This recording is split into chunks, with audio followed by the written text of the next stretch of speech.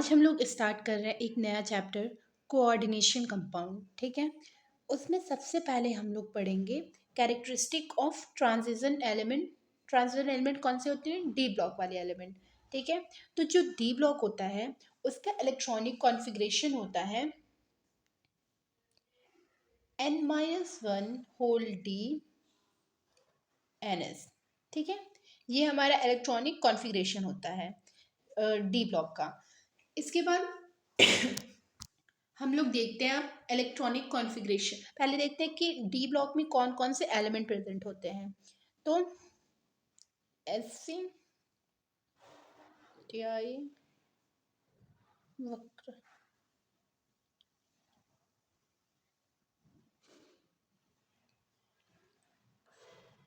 ये हमारे एलिमेंट्स होते हैं डी ब्लॉक का। इसको हम याद कैसे करेंगे? ऐसे याद कर लीजिए, शक्ति वक्रमन फी निकुंजन। ठीक है, शक्ति वक्रमन फी निकुंजन। ठीक है, ये हमारे डी ब्लॉक के एलिमेंट्स हो गए। इनका इलेक्ट्रॉनिक कॉन्फ़िगरेशन लिखेंगे। अब देखिए, इसका इसका पहले सबसे पहले हम लोग इसका एटॉमिक नंबर लिखते हैं। ठीक है, तो सबसे पहले इसका इसका एटॉमिक नंबर कितना होता है? 21। इसका 22, इसका 23, 24, 25, 26, 27, 28, 29, 30। अब इन सब का हम इलेक्ट्रॉनिक कॉन्फ़िगरेशन लिखेंगे। सबसे पहले Hc का लिखते हैं, Fe का, जिसका हमारा एटॉमिक नंबर 21 होता है। तो इसका इलेक्ट्रॉनिक कॉन्फ़िगरेशन कैसे हो जाएगा? 1s2, 2s2, 2p6, 3s2, 3p6, 4s2, 3d कितना हो गया? 2 2 4 और 10 हो गया, 11 12, ये 20 हो गया, 3d 1। ठीक है, ये हो गया। नेक्स्ट Sc के बाद हम लिखते हैं Ti का, जिसका 22 होता है। तो ये सब तो सेम रहेगा। ठीक है, ये सब सेम रहेगा, बस यहाँ पर ये देखिए ये सब तो सेम रहेगा, बस यहाँ पे 3d2 हो जाएगा। ठीक है, इसी तरह V का भी लिखेंगे तो ये सब तो सेम रहेगा, बस यहाँ पे 3d3 हो जाएगा। इसी तरह हम क्रोमियम का, अब आप एक बात याद रखिएगा, इसके बाद हम देखते हैं ये क्रोमियम का लिखेंगे। तो क्रोमियम और कॉपर ये दोनों एक्सेप्शन होता है। ठीक है, इसका कैसे लिखते हैं हम आपको बता रहे हैं।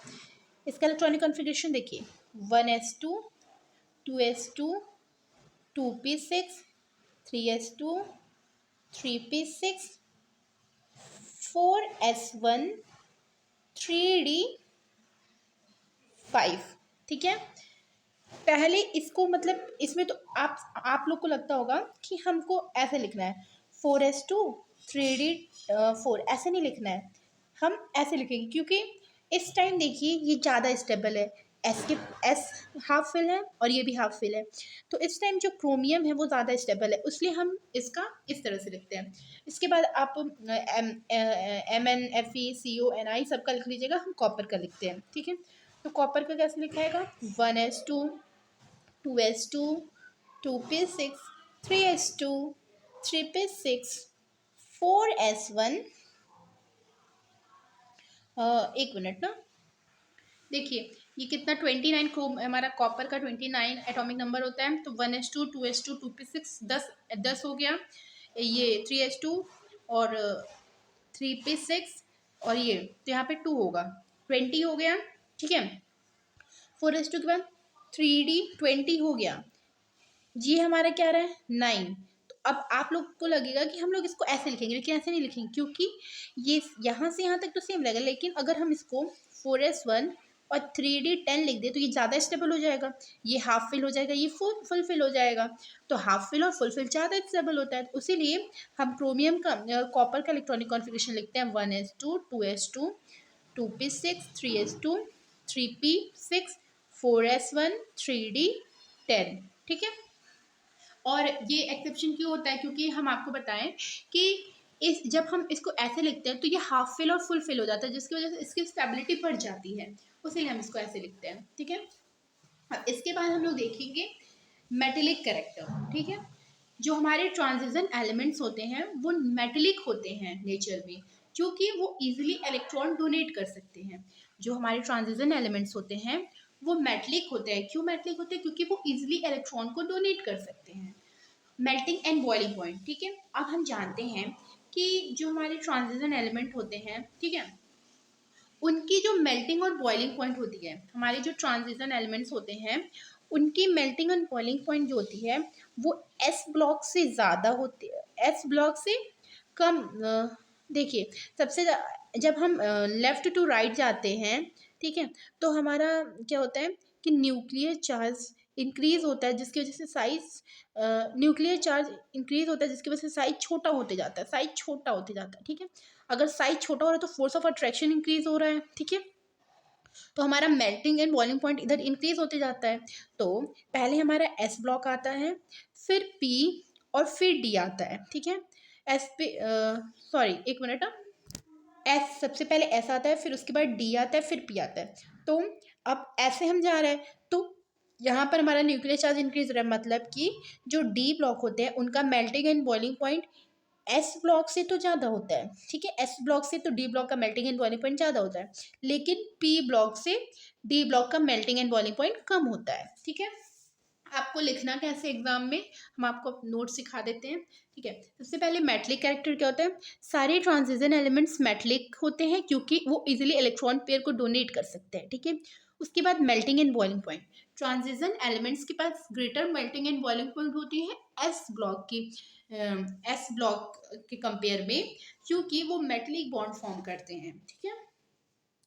अब हमारे अब कुछ ये हैं जैसे कि ZnCHg form metallic bond except this all have a greater melting and boiling point, ठीक है।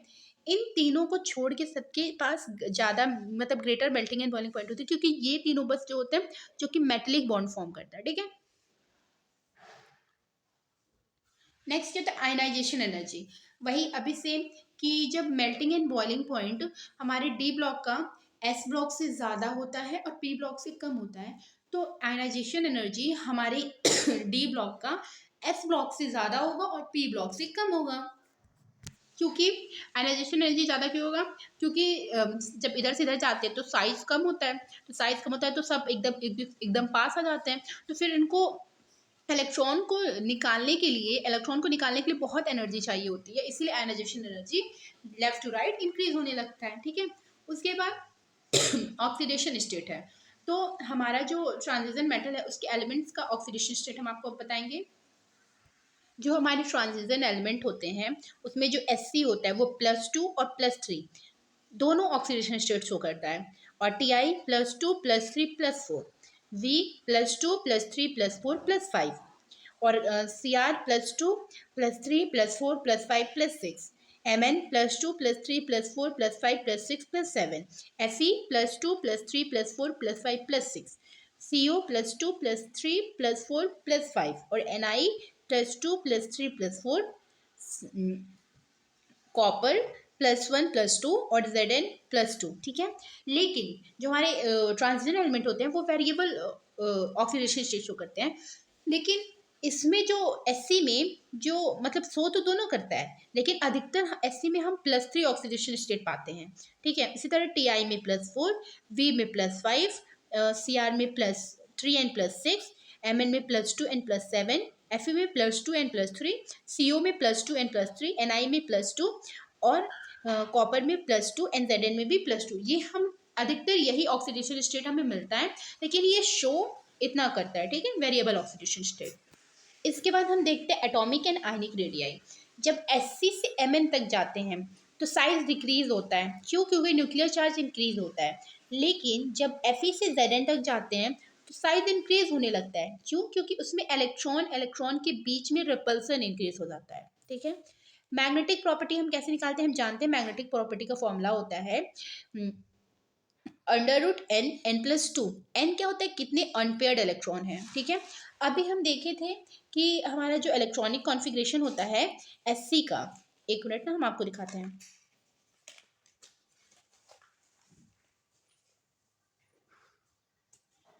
अभी हम देखे थे कि जो इलेक्ट्रॉनिक कॉन्फ़िगरेशन होता है वो Sc का ये होता है, ठीक है। अब इसमें कितने अनपेयर्ड इलेक्ट्रॉन होते हैं? कितने अनपेयर्ड इलेक्ट्रॉन है इसमें? 1 अनपेयर्ड इलेक्ट्रॉन है, एक अनपेयर्ड इलेक्ट्रॉन है, मतलब इसमें n की वैल्यू 1 है, तो इसका मैग्नेटिक मोमेंट क्या हो जाएगा? फॉर्मूला होता है n+2, तो इसका मैग्नेटिक मोमेंट क्या हो जाएगा? 1 मतलब √3 मतलब 1.732, ये इसका मैग्नेटिक मोमेंट हो गया। इसी तरह टीआई में हमारे पास कितने अनपेयर्ड इलेक्ट्रॉन होते हैं? इसी तरह आप देख लीजिए, इसमें 2 अनपेयर्ड इलेक्ट्रॉन है तो n की जगह 2 रख दीजिए, वी में 3 अनपेयर्ड इलेक्ट्रॉन है तो n की जगह 3 रख लीजिए, और सीआर में 5 अनपेयर्ड इलेक्ट्रॉन है तो n की जगह नहीं, 5 नहीं 6 है, ये भी तो है, 6 अनपेयर्ड इलेक्ट्रॉन है तो n की जगह 6 रख दीजिए। ठीक है, इसके बाद हम देख रहे हैं कलर फॉर्मेशन। तो हमारे डी एलिमेंट, डी ग्रुप होता है, जो डी डी ग्रुप के होते हैं वो इस तरह होते हैं: DXY, DYX, DYZ, DZX, D2X2Y2, DZ2। तो ये दो में स्प्लिट होते हैं, एक DXY और DYX और DZX, और दूसरा DX2Y2, DZ2।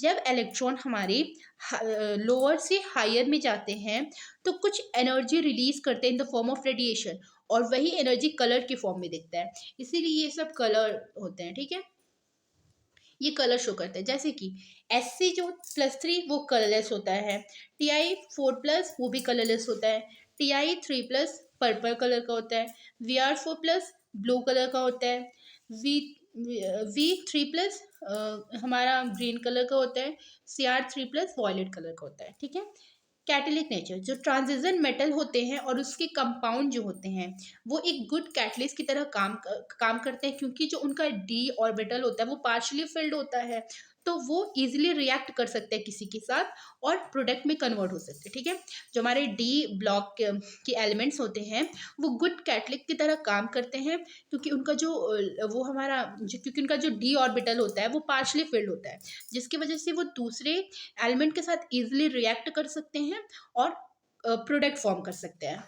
और जो हमारे डी ब्लॉक के एलिमेंट होते हैं वो अलॉय भी फॉर्म करते हैं, क्योंकि उसके पास पार्शियली फिल्ड डी ऑर्बिटल होता है, जिसकी वजह से वो अलॉय भी फॉर्म करते हैं और कॉम्प्लेक्स भी बनाते हैं। ठीक है, अब आपको कुछ क्वेश्चन पूछ सकते हैं एग्जाम में कि जो डी ब्लॉक के एलिमेंट होते हैं वो कलर क्यों देते हैं, कलर क्यों फॉर्म करते हैं? तो वो डी ट्रांजिशन की ये जो हमारा ये दो में टूट रहा है ना, उसे डी ट्रांजिशन बोलते हैं, जिसकी वजह से हमारे कोई भी कंपाउंड कलर फॉर्म करता है। आप ये लिख दीजिएगा। फिर उसके बाद आ सकते हैं कि जो हमारे 3D के एलिमेंट होते हैं वो वेरिएबल ऑक्सीडेशन स्टेट शो करते हैं, तो लिखिएगा हाँ, वो वेरिएबल ऑक्सीडेशन स्टेट शो करते हैं। ठीक है, क्यों वेरिएबल ऑक्सीडेशन स्टेट शो करते हैं? क्योंकि उसके पास अनपेयर्ड इलेक्ट्रॉन होता है n-1 होल डी में, ns ऑर्बिटल में उसके पास अनपेयर्ड इलेक्ट्रॉन होता है, क्योंकि इसका इलेक्ट्रॉनिक कॉन्फ़िगरेशन आपको बताया था ना कैसा क्या होता है, n-1 होल डी ns, तो उसमें इसके पास अनपेयर्ड इलेक्ट्रॉन होता है, जिसकी वजह से ये वेरिएबल ऑक्सीडेशन स्टेट शो करता है। नेक्स्ट है कि why transition element coordination compound form करते हैं, क्योंकि इनके पास वैकेंट वैलेंस शेल होता है, जिसकी वजह से ये इजीली इलेक्ट्रॉन लिगेंड से एक्सेप्ट कर सकते हैं और कोऑर्डिनेशन कंपाउंड फॉर्म कर सकते हैं। ठीक है, इसके बाद ये पूछ सकते हैं कि वाई हमारा Cu जो होता है वो कलर्ड होता है, कलर्ड कॉम्प्लेक्स होता है, और Zn नॉन कलर्ड होता है। तो Cu कलर्ड इसलिए होता है क्योंकि Cu जो होता है उसके पास अनपेयर्ड इलेक्ट्रॉन होता है, लेकिन जो Zn होता है उसके पास अनपेयर्ड इलेक्ट्रॉन नहीं होता है।